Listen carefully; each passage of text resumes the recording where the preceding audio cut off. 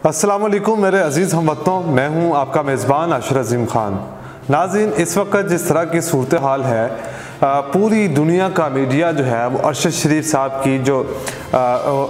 शहादत के बारे में लिख रहा है और उनकी टॉप स्टोरीज़ और फ्रंट पेज के ऊपर मुकम्मल एक स्टोरी बयान की गई है। यहाँ तक कि इंटरनेशनल मीडिया ने पाकिस्तान के इस्टेब्लिशमेंट के ऊपर खुले इल्ज़ामात आयद कर दिए हैं कि पाकिस्तान के इस्टेब्लिशमेंट की तरफ से अरशद शरीफ साहब को कत्ल किया गया। यहाँ पर सूरत हाल अब ये देखनी है कि जो अल जज़ीरा न्यूज़ है, कतर से जिसका ताल्लुक है, उसने बड़ी बात बहादुरी से इस बात का ऐलान किया है कि पाकिस्तान के जर्नलिस्ट अरशद शरीफ साहब का कत्ल किया गया है और वो भी पाकिस्तान के इस्टेब्लिशमेंट के साथ उनके ताल्लुकात ख़राब होने की वजह से उनका कत्ल हुआ। पूरी दुनिया के मीडिया के ऊपर ये खबरें छापी जा रही हैं, लेकिन पाकिस्तान का मीडिया खामोश है। यहाँ पर सिर्फ और सिर्फ यूट्यूबर्स जो हैं वो इस बात को उठा रहे हैं कि जिस तरह से पाकिस्तानी के अंदर पाकिस्तान के अपने सहाफ़ी जो पाकिस्तान का असासा था उसकी शहादत को ऊपर लोगों को खामोश करवाने के लिए कॉलें की जा रही हैं न्यूज़ चैनल्स को, न्यूज़ एंकर्स को, तज्ज़िया निगार को, और इस बात से मना किया जा रहा है कि इस बात पर अरशद शरीफ की शहादत के ऊपर तबसरा ना किया जाए। सिर्फ मेन वजह यह है कि अरशद शरीफ साहब का जो कत्ल है, जो शहादत है उनकी, वो रजीम चेंज ऑपरेशन को रिवर्स करने में इमरान खान का बहुत बड़ा किरदार अदा कर सकती है, जिसकी वजह से पूरी आवाम को इस बात से रोका जा रहा है और पूरे मीडिया को कंट्रोल करने की कोशिश की जा रही है कि अरशद शरीफ के ऊपर प्रोग्राम ना किया जाए। लेकिन जिनके साथ अरशद शरीफ साहब का बहुत ही गहरा ताल्लुक था वो इस बात से बेखौफ होकर अरशद शरीफ के लिए सामने आ रहे हैं और पूरी दुनिया के ऊपर और बल्कि पूरे पाकिस्तान की इस इम्पोर्टेड हुकूमत के ऊपर तनकीद का निशाना बना रहे हैं। कल मरीम नवाज साहब ने एक ट्वीट किया, घटिया ज़ुबान इस्तेमाल की हुई ट्वीट को उन्होंने रीट्वीट किया और उसके ऊपर उन्होंने कहा कि जो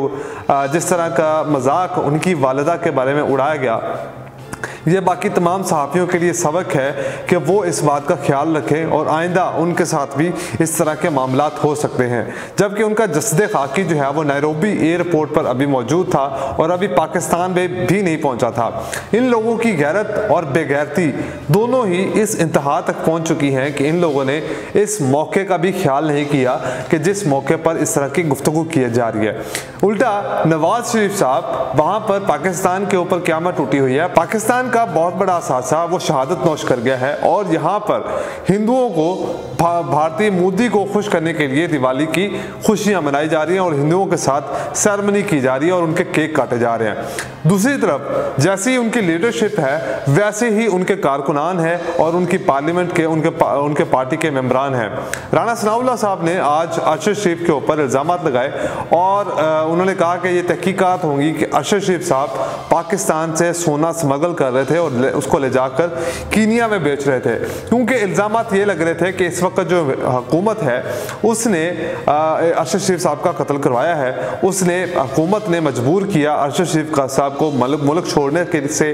और जब वो मुल्क छोड़कर चले गए तो वहाँ पर दुबई पे भी उनके ऊपर प्रेशर डाला गया और अपने सफारती ताल्लुकात इस्तेमाल करते हुए उनको वहाँ से भी निकलवाया गया और वो मजबूरी की हालत में वहाँ पर उनको कीनिया जाना पड़ा। इसके बाद ये भी सूरत हाल, ये भी खबर सामने आई कि अरशद शरीफ साहब एक बहुत ही बड़े स्टोरी के ऊपर काम कर रहे थे जिसका ताल्लुक था वो अरशद शरीफ से था, शरीफ ख़ानदान से था, और इनकी जो रिश्वत है और इनकी जो करप्शन है उसको बेनकाब करने के लिए कुछ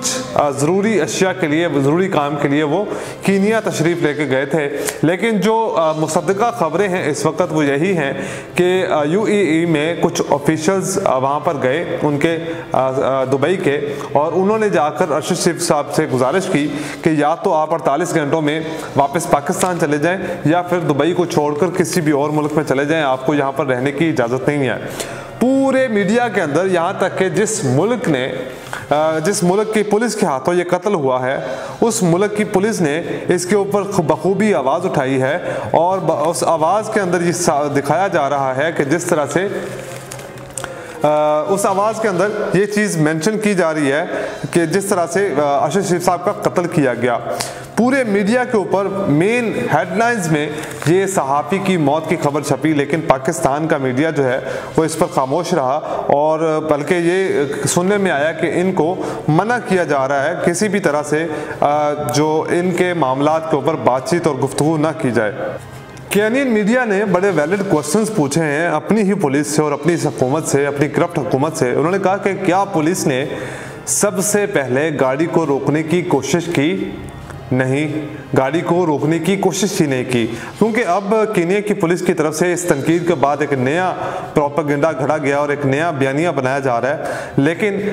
उनकी जो मीडिया है उसने बड़े ही ऑथेंटिक सवालात पूछे हैं कि क्या अरशद शरीफ साहब की गाड़ी को रोकने की कोशिश की गई पोस्ट पर? अगर रोकने की कोशिश नहीं की गई तो फिर वो गाड़ी कैसे रोकते? दूसरा उन्होंने सवाल पूछा कि पुलिस ने फायर ओपन ही क्यों किया जबकि गाड़ी से फायरिंग नहीं हो रही थी। उसके बाद उन्होंने तीसरा जो सवाल पूछा है कि गाड़ी के टायर को सबसे पहले निशाना क्यों नहीं बनाया गया। अब केन्यन मीडिया की तरफ से एक प्रोपेगेंडा किया जा रहा है। जब केन्यन मीडिया ने मुकम्मल जो रिपोर्ट की छानबीन की और रिपोर्ट के मुताबिक पता चला कि ये साजिश के तहत कत्ल किया गया है, उसके बाद जब उन्होंने अपनी ही पुलिस के ऊपर तनकीद की तो अब केन्या की पुलिस ने एक नया प्रोपेगेंडा अपनाया और ये कहा जा रहा है कि गाड़ी की तरफ से पुलिस के ऊपर जो फायरिंग खोली गई। लेकिन जब अरशद शरीफ साहब का कत्ल हुआ और जब गाड़ी की तस्वीर छाया हुई तो उस गाड़ी में किसी के पास पिस्टल या बंदूक जैसी कोई चीज़ मौजूद नहीं थी या ऐसा कोई भी हथियार मौजूद नहीं था जिसके जरिए फायरिंग की जा सकती। तो ये मुकम्मल जो है केन्या की जो पुलिस है वो मुकम्मल एक झूठा बयानिया बनाकर पाकिस्तानी अवाम को बेवकूफ़ बनाने की कोशिश की जा रही है ताकि गाड़ी को डिस्टेबलाइज किया जाए और उसको रोका जाए। फिर चौथा सवाल उन्होंने पूछा कि पुलिस ने ड्राइवर की बजाय पैसेंजर के ऊपर गोलियां क्यों चलाई, जबकि मेन चीज़ तो ये बनती थी कि अगर आप गाड़ी रोकना चाह रहे हैं तो जो गोली है वो उसके ऊपर ड्राइवर के ऊपर चलाई जानी चाहिए ताकि वो गाड़ी को रोक सके। लेकिन पुलिस ने चूंकि ये एक कत्ल था और पूरी मनसूबाबंदी के साथ इसको अंजाम देना था तो कोई भी कहानी दे दी गई और उसके ऊपर पाकिस्तानी ऑफिशियल्स ने एतबार भी कर दिया। अच्छा, उसके बाद उन्होंने एक सवाल पूछा है कि why did the police open fire yet there was a child alleged in board the vehicle, क्योंकि केन्या की पुलिस का ये दावा था कि जो गाड़ी चोरी हुई है उस गाड़ी में एक बच्चा है और उनके मुताबिक तो पुलिस ने गाड़ी के ऊपर फायरिंग की ही क्यों अगर वो उस बच्चे को ढूंढ रहे थे, उस बच्चे की जान बचाने के लिए वहाँ पर नाका लगाया गया था तो फिर फायर ही ओपन क्यों किया गया। लेकिन क्योंकि ये सारी एक झूठी कहानी है तो किसी किस्म के सवालात के जवाब नहीं दिए जा सकते। उसके बाद उन्होंने पूछा कि क्या आपसे गाड़ी के बारे में इतनी बड़ी गलती कैसे हुई, गाड़ी की आइडेंटिटी के बारे में, कि एक गाड़ी जो चोरी हुई वो BMW है और उसका जो नंबर है KDG 700F है, जबकि जिस गाड़ी को निशाना बनाया गया उस गाड़ी का जो नंबर है KDG 200M,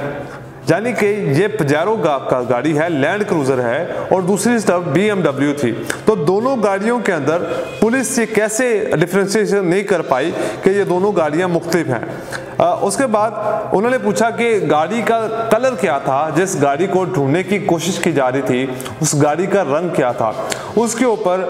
पुलिस हुकाम ने पहले अपनी तफसीली जो इंफॉर्मेशन हासिल क्यों नहीं की, डायरेक्टली गोलियां क्यों चला दी गई। तो इस सारे मामले के ऊपर जो अल जज़ीरा ने क्लेम किया है, उन्होंने ये क्लेम किया है कि पाकिस्तान इस्टेब्लिशमेंट इस कत्ल के अंदर मुलव्वस है और उनकी पूरा मनसूबाबंदी के बाद इस कत्ल को अंजाम दिया गया। अब जब अरशद शरीफ साहब की तदफीन के लिए उनकी जो बॉडी थी, उनकी जो मैयत थी वो पाकिस्तान लेकर लाई गई, उसको एक नाइट फ्लाइट के जरिए लाया गया ताकि तब पाकिस्तान की आवाम सो रही हो और किसी को पता ना चले और जो डेड बॉडी है वो उनके घर पे पहुंचा दी जाए। लेकिन पाकिस्तान की आवाम जो थी, क्योंकि वो इस वक्त तैयार है हकीकी आज़ादी के लिए, तो उन्होंने फ़ौरन वहाँ पर पहुँचना मुनासिब समझा और यहाँ तक कि इस हुकूमत की तरफ से ड्रामेबाजी भी की गई कि खाली एम्बुलेंस को वहाँ से निकाला गया जिसके ऊपर लोगों ने फूल निछावर किए और बाद में पता चला कि वो गाड़ी जो है वो खाली थी। अब इस्लामाबाद के अंदर फैसल मस्जिद में अरशद शरीफ साहब की तदफीन की जाएगी। मेरी आप तमाम दोस्तों से गुजारिश है कि कल 2 बजे वहाँ पर उस बाहिम्मत शख्स को, उस बहादुर शख्स को जाकर सैल्यूट पेश करें जिसने पाकिस्तान के लिए, पाकिस्तान की आवाम के लिए इतनी तकलीफ़ें उठाई और यहाँ तक कि अपनी जान भी दे दी। और अगर पाकिस्तान अपनी हकीकी आज़ादी नहीं चाहता तो फिर आपको गुलामी मुबारक हो, लेकिन जो लोग हकीकी आज़ादी चाहते हैं वो इंशाल्लाह वहाँ पर ज़रूर पहुँचेंगे। आज के लिए इतने, मुझे दीजिए इजाज़त। अल्लाह हाफ़िज़।